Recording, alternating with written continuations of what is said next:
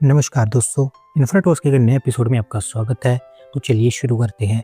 पहली खबर की शुरुआत करते हैं हमारी रेलवेज की तरफ से, जहां पर दोस्तों आंध्र प्रदेश के विजयवाड़ा जंक्शन पर ट्रेन कंजेशन को कम करने के लिए रेल अथॉरिटीज के द्वारा एक बाईपास रेल लाइन बनाई जाएगी। और अभी फिलहाल इसको लेकर डीपीआर भी तैयार कर ली गई है और साथ ही साथ फाइनल अप्रूवल के लिए इसे रेल बोर्ड के पास में सबमिट किया गया है। तो दोस्तों विजयवाड़ा जंक्शन पर पैसेंजर ट्रेन और फ्रेट ट्रेन के ह्यूज इन्फ्लक्स के कारण यहाँ पर रेल ट्रैफिक बना रहता है, जिसको सॉल्व करने के लिए बाईपास रेल लाइन यहाँ पर बनाई जाएगी। स्पेसिफिकली इंदुपल्ली से दुग्गिराला के बीच में 37 किलोमीटर के आसपास इसकी लेंथ होगी।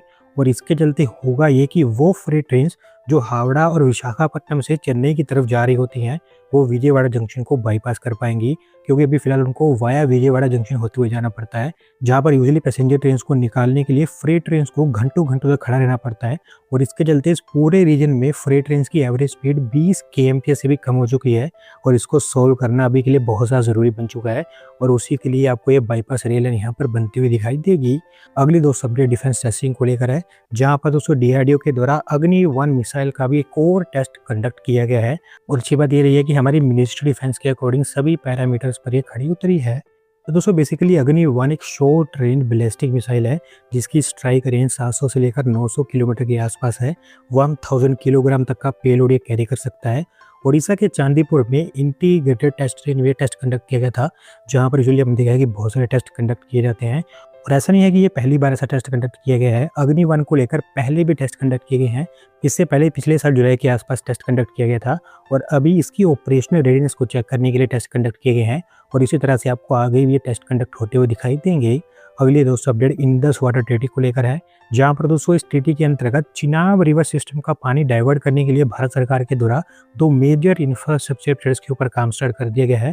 और इसके थ्रू भारत सरकार की कोशिश है कि चिनाब रिवर का एक्सेस वाटर इंडिया की दूसरी स्टेट्स की तरफ और दूसरी रिवर्स की तरफ डाइवर्ट किया जाए।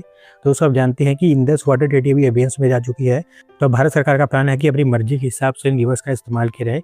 और अभी यहाँ पर जो बड़े प्रोजेक्ट्स लॉन्च किए गए हैं, उनमें से सबसे पहले तो एक लिंक टनल बनाई जाएगी, जिसके थ्रू चंद्र रिवर का सरप्लस वाटर ब्यास रिवर में ट्रांसफर कर दिया जाएगा।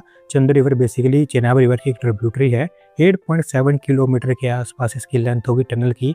2352 करोड़ रुपीस का इसके ऊपर खर्च आएगा। इसके साथ साथ 268 करोड़ रुपीस एक डाइवर्जन कम सेडिमेंट बाईपास टनल के लिए बनाए जाएंगे, जो सलाल डैम के लिए बनकर तैयार होगी। और इसके ऊपर भी काम स्टार्ट हो चुका है। दोनों को लेकर एनएचपीसी के द्वारा काम किया जा रहा है, और अगले 2-3 सालों में आपको बनता हुआ दिखाई देगा। अगली दोस्तों अपडेट कर्नाटका से है, जहां पर दोस्तों Karnataka based axis care aerospace के द्वारा एक इंटीग्रेटेड मैन्युफैक्चरिंग हब तैयार की जाएगी कर्नाटका के अंदर। और इसके लिए उन्होंने 6000 करोड़ रुपीस की इन्वेस्टमेंट अनाउंस की है। तो दोस्तों बेसिकली इस फैक्ट्री के लिए या फिर इस हब के लिए कंपनी के द्वारा बेंगलोर के देवनहल्ली में 200 एकर्स ऑफ लैंड डिमांड की गई है कर्नाटका सरकार से। बताया गया है कि 3 अलग अलग फेज में इन्वेस्टमेंट होगी, जहां पर पहले फेज में 1290 करोड़ रुपीस की, दूसरे फेज में 2898 करोड़ रुपीस की, जबकि तीसरे फेज में 1512 करोड़ रुपीस की इन्वेस्टमेंट होगी। एरोस्पेस और डिफेंस प्रोडक्ट्स जैसे कि missile subsystems, radars, sensor systems, इन सब चीज़ों की manufacturing, testing, maintenance, repair, overhauling, सारा का सारा काम आपको इसी हब के अंदर होता हुआ दिखाई देगा। इनफैक्ट एक डोमेस्टिक R&D सेंटर भी यहाँ पर सेटअप किया जाएगा इनके द्वारा। और अगर सब कुछ प्लान के अकॉर्डिंग जाता है और इसे प्रॉपर्ली डेवलप किया जाता है, तो 54,000 के आसपास जॉब इस प्रोग्राम के थ्रू जनरेट होंगी। अगली दोस्तों अपडेट फॉरेन डायरेक्ट इन्वेस्टमेंट को लेकर है, जहाँ पर दोस्तों भारत के अंदर FDI ईयर बाय ईयर लगातार हमें ग्रो होती हुई दिखाई दे रही है। और अभी RBI के डेटा के अकॉर्डिंग फाइनेंशियल ईयर 25-26 में भारत के अंदर हमें $94.53 बिलियन की FDI देखने को मिली है। तो दोस्तों पिछले एक दशक से लगातार भारत के अंदर foreign direct investment year by year हमें बढ़ती हुई दिखाई दी है। हालांकि 2023 के आसपास यहाँ पर हमें कोई डिक्लाइन देखने को मिला था, लेकिन अब चीज़ें रिबाउंड कर चुकी है। और अभी तो आप कह सकते हैं कि भारत के इतिहास में पहली बार ऐसा हुआ है कि FDI $90 बिलियन को क्रॉस करी है। पिछले फाइनेंशियल ईयर में $80.62 बिलियन की FDI हमें देखने को मिली थी, और अब ये $94.5 बिलियन पर है, यानी कि ईयरली बेसिस पर 17.2% का ग्रोथ हमें देखने को मिला है।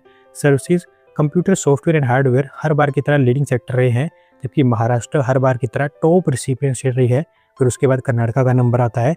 नेट FDI जो पिछले लंबे समय से कंसर्न रहा था, वहाँ पर भी हमें दोबारा से ग्रोथ होता हुआ दिखाई दे रहा है।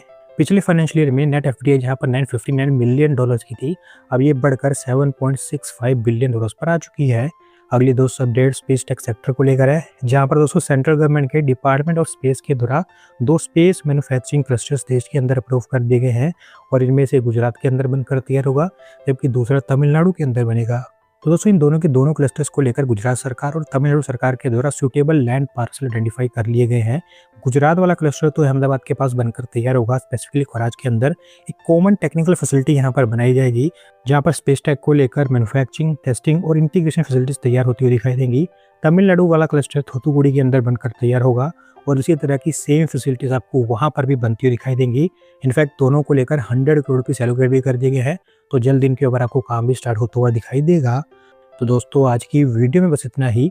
अगर आप अपनी तरफ से अपडेट सबमिट करना चाहते हैं तो डिस्क्रिप्शन में दिए गए लिंक पर क्लिक करके सबमिट कर सकते हैं। और अगर आज की वीडियो पसंद आई हो तो वीडियो को लाइक करें, चैनल को सब्सक्राइब करें। धन्यवाद वीडियो को देखने के लिए।